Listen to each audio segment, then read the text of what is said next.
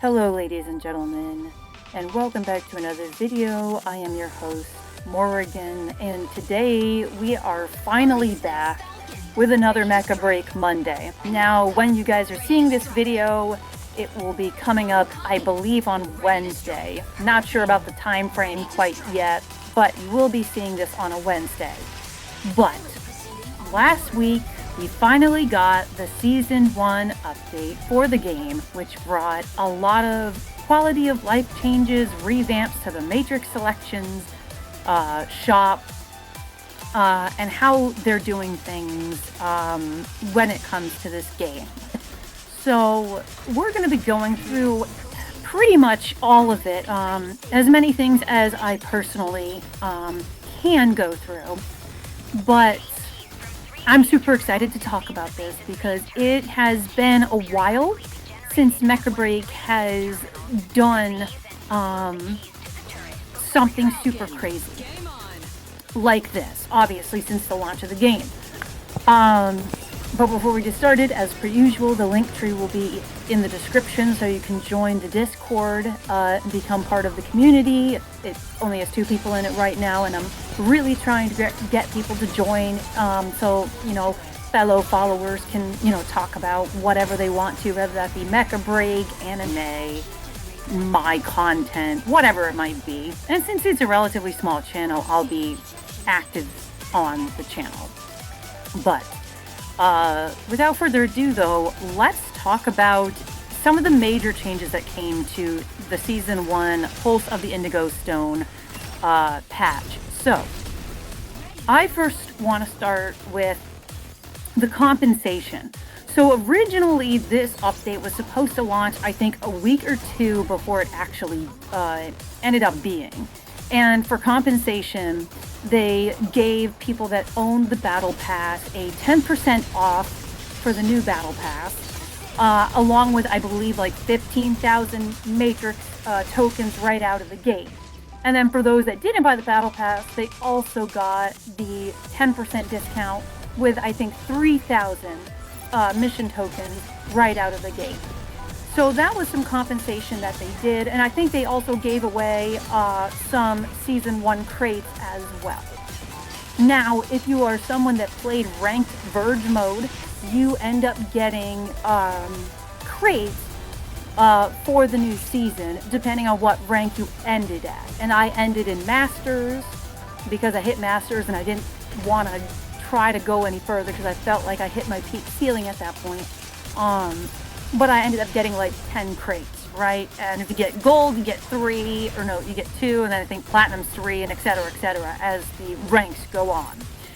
But ultimately, though, I think it's really cool that they give you rewards for reaching a rank. However, I think that these random boxes, you know, for those of you that played Call of Duty Black Ops 3 who remember supply drops, it feels like that. And I think if you're going to reward people for getting to a certain rank, like give them some cool title, or give them a cool outfit, right? Or give them something that is actually coinciding with their rank.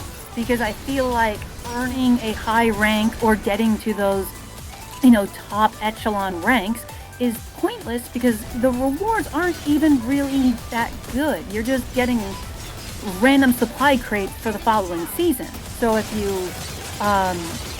you know, get through most of this season and get to a high rank, it's the same rewards next season. So hopefully they can start to switch those rewards to something that actually coincides with your rank. Like I said, that being a new outfit with like a color scheme based upon your rank, a title card, something cool, or even a frame for your character. So those are the rewards that you get when you log into the new season update, which is really cool and really nice that they did that to begin with. And next, we're going to be talking about the Matrix Selections overhaul and how that looks now compared to how it did in Season 0. So the Matrix Selections shop and how it looks now compared to Season 1, it's quite different. So the first thing that they did is the Matrix contract. So in the first season, well, season 0, the Matrix contract basically gave you like double the mission tokens at the end of any Operation Verge, Operation Storm, or Ace Arena game that you play. And it also gave you access instantly to the Inferno Striker, which was one of the 3 new strikers that came out in Season 0. And ultimately, that was really all the Matrix contract did. It wasn't anything crazy. And you also got 15,000 tokens. So this time around, they give you an actual battle pass. So you can play through it. You can unlock, a lot of stuff mainly for Mech'S. So you can get like extraction beacons. You can get cargo rockets. You can get covert operation plans. You can get mod boxes, paint, paint kits. You can get even seasonal supply drop boxes, right? So there's actual rewards and tiers, and when you get to the very end, you get like an exclusive skin for like your drone, and you get the exclusive frame for completing the season instead of buying it in the shop.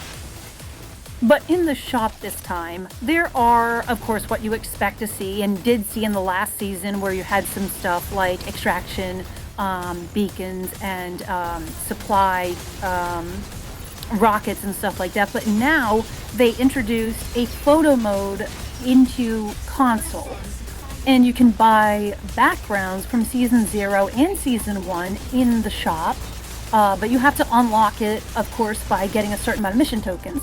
So all the highest rewards are at 100,000 mission tokens that you have to earn in the game before you can use mission tokens to buy the high rewards. But there is a photo mode background. There are 4 in-store weapon skins, if you will, which looks so cool. And I'm trying to get the Falcon wings right now. That's like the big one I'm working to. There's 2 new area access cards to your base that they have. They have the arcade, and they also have the director's office, I believe was the name of it, or the commander's office. And once you get through all those and you get to the final level 100,000 token rewards in the shop, you are able to unlock a premium striker and pilot using mission tokens. So, you know how in Season 0 you had the premium Falcon, and you had the premium, I believe it was Stellaris, right? The premium pilot and the premium Mech'S that were $50. Well, now you can unlock a premium Mech and pilot by using mission tokens instead of real world money. Now they still have the $50, exclusive pilot and Mech that you can buy in the Ace, Ace recruitment section. But you can buy one of them in the mission or Matrix selection shop with mission tokens, which can be earned for free in-game. And this is a big quality of life feature that they added. And I'm glad that they did this because, number one, this gives people a reason to play the game. And it gives people something to grind for, right? Because it's $50 for one of those packs. Nobody wants to spend $50 for a, premium striker pattern and a premium character, right? Now, if you can earn that, that will get people to play the game more. So that was a big move on their part. I think it's a pro-consumer move, but it's also smart on their part because it will keep people playing their game longer to unlock it. And all the rewards in the Matrix Selections shop are worth it, from the weapon skins, like I said, that are this season exclusive, to that, striker, premium striker and premium pilot. And they also added the ability to buy stuff from the previous season in the Matrix Selection shop as well, which is also really nice. So now that we've talked about the Matrix Selection shop, we're going to talk about the actual store where you can buy stuff for real money and kind of talk about what's in there right now and the changes that they made to that. So when we talk about the actual store, and the premium, like, real world currency or the real world money that you can spend to buy stuff. So in this season, we have like this undercover agent outfit, and there's a watch with it, a headset, a mask. You obviously have the outfit, and there's also a pistol with it.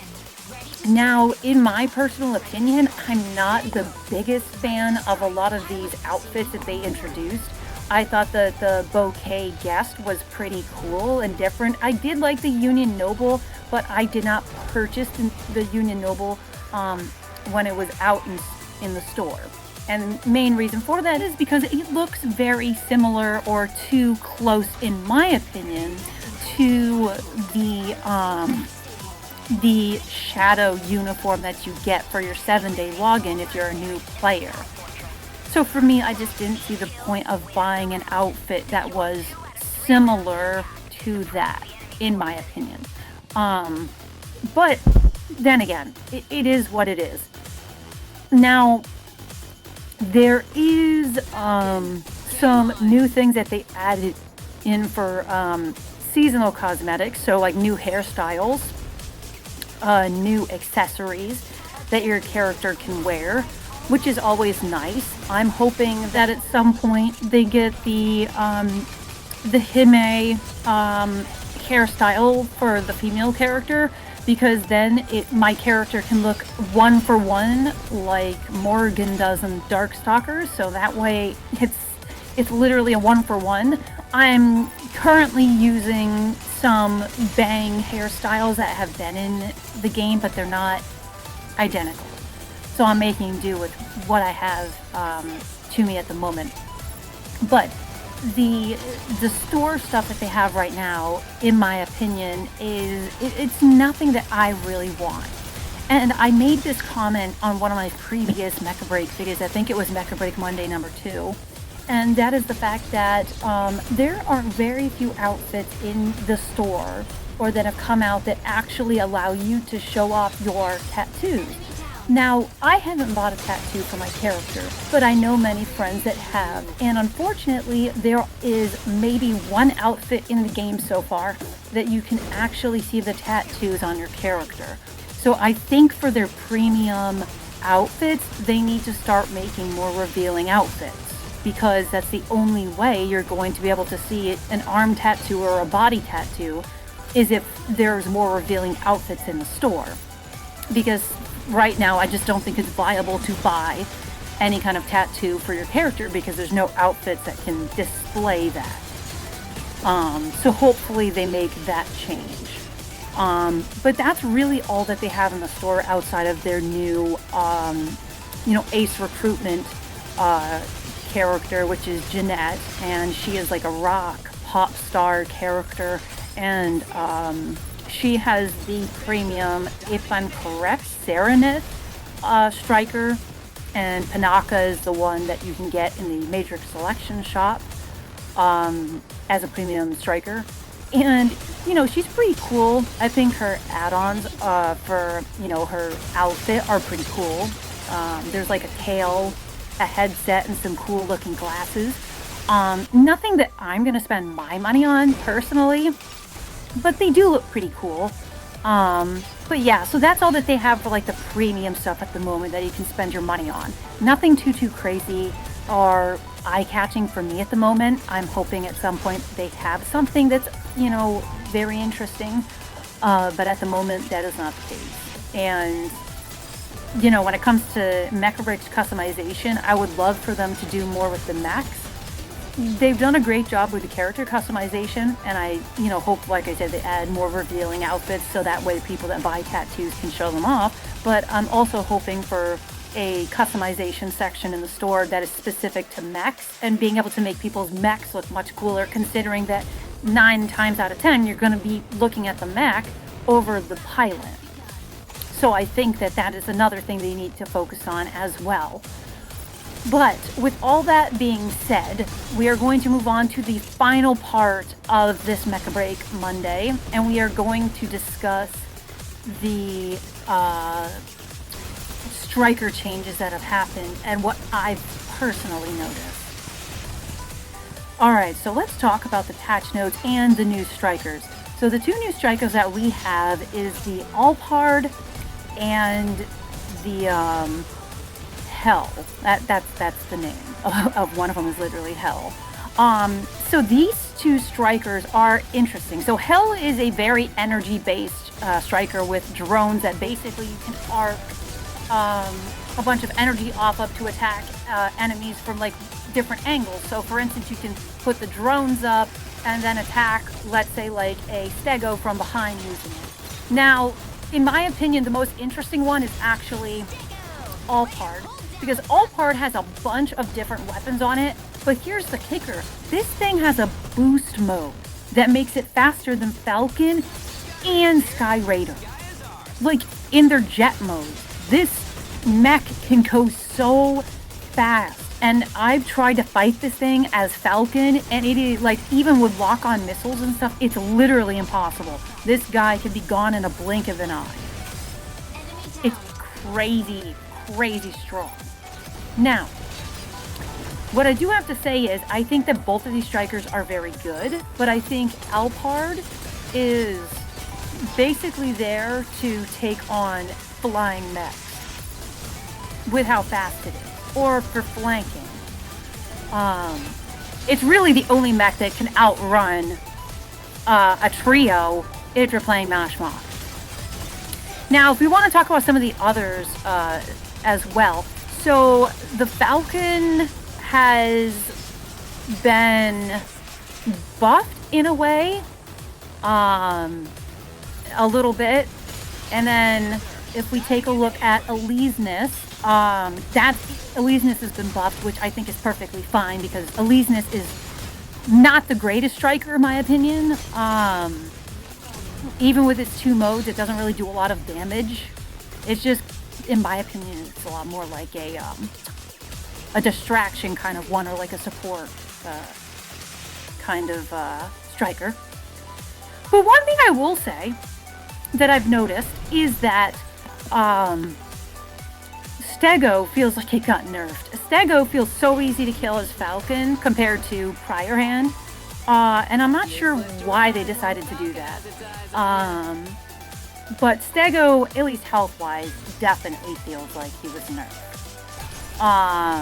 Welkin was nerfed a little bit in terms of his like defense field, which is fine because Welkin can be abused so badly, especially in Season 0. He was abused very badly. Inferno got buffed for the most part, I would say, instead of nerf. He has a few nerfs, but mostly buffed. Narukami has been buffed by the looks. Aquila looks like it's been nerfed slightly and buffed slightly in certain areas. The patch notes are very long. I'm not trying to read everything like one for one. I'm just kind of giving things with a brief overview here. Serenith looks like it got nerfed. Stellaris looks like it got buffed. So yeah, a lot of interesting things here for buffs and nerfs. I just think Stego's health being nerfed makes no sense. And let me explain why. Stego and Tricera are like the two tanks in the game, and the fact that these two, well, Tricera is still fine, but Stego just seems to be weak. Like, Stego is a slow mech. You can't outrun faster mechs or a Falcon. So Stego just kind of feels like it's not viable right now. That would be my opinion on Stego. Everything else I think is completely fine. I haven't noticed anything major. I would say Stego is probably the most obviously changed one, in my opinion. But hey, we will see how things go and where they go from here. But thank you very much, ladies and gentlemen, for tuning into this Mechabreak Monday, even though it's coming out on a Wednesday. I hope you all enjoyed. We will continue to do more Mechabreak Mondays. I don't know if I'm going to do them every week because it doesn't seem like there's always changes from week to week, but we will cover when big things happen or big patches happen. But Thank you very much for watching. I hope you all enjoyed, and I will catch you all in the next one.